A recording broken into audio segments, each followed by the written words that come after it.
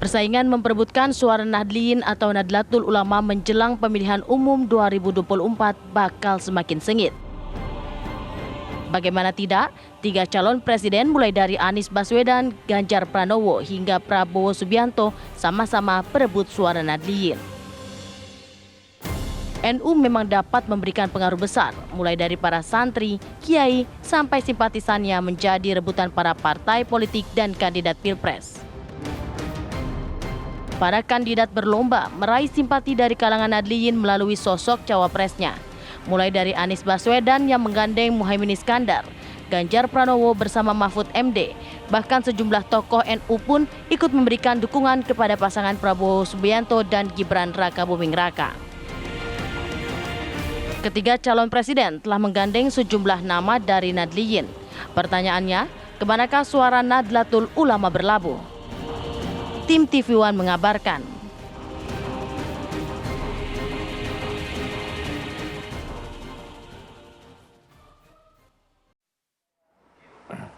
Ya, ini pertanyaan besar yang memang selama ini kemudian menjadi pertimbangan. Apakah setiap pasangan calon akan berupaya untuk merebut suara dari Nahdliyin atau Nahdlatul Ulama, dan masing-masing nampaknya sudah memiliki kekuatannya masing-masing begitu ya, baik dari kubu Ganjar Mahfud, kemudian Prabowo dan juga Gibran, maupun juga Anies dan Caimin. Ya, ada setidaknya ya di kubunya Anies Baswedan dan Muhaimin Iskandar itu udah ada Caimin ya sendiri, betul. Di Prabowo Gibran ada Gus Miftah.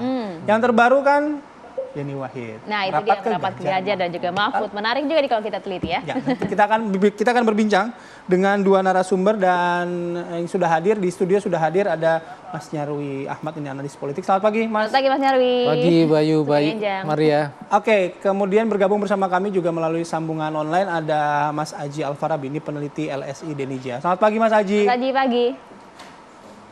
Selamat pagi, Mas Bayu, Maria, Mas Nyarwi. Pagi, Mas.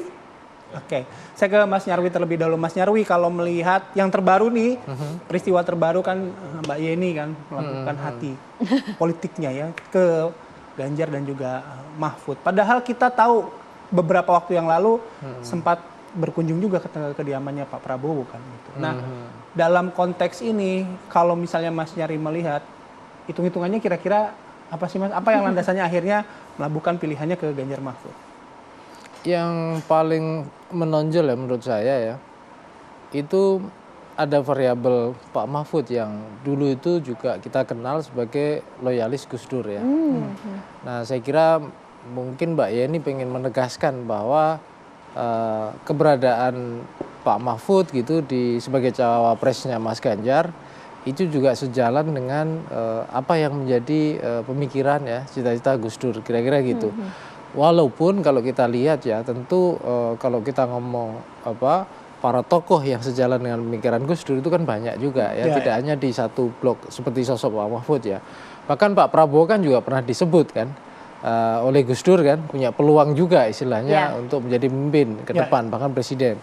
Nah, saya kira juga mungkin juga sosok yang di sana ya, Anies Muhaimin, Caimin itu bahkan juga dulu kan membantu Gus Dur juga. Jadi ada variabel Gus Dur lah di sana ya. Tetapi kalau variabel yang lain atau faktor yang lain kan tentu perlu dilihat juga nih ya Bayu, Maria, bahwa saya kira sosok Mbak Yeni itu juga mungkin betul, ini juga agak aneh juga ya, akrabnya dengan Pak Prabowo gitu bahkan ya. Bahkan sampai istri Gus Dur juga hadir, iya toh, kan gitu. kepada Pak Prabowo. Tapi kemudian ujungnya ke Ganjar Mahfud. Nah, ini kan sama aja dengan yang sebelumnya. Ketika kita bicara Anies Muhaimin kan gitu, ya kan, pacarannya dengan siapa, jadinya dengan Caimin kan gitu. Ada apa di koalisi Indonesia Maju ini? Ya, tentu yang lebih menarik ya, kita perlu lihat nih Maria ya, apa yang membuat Mbak Yeni kira-kira ya itu memprioritaskan ke Ganjar Mahfud dibandingkan ke Pak Prabowo kan gitu.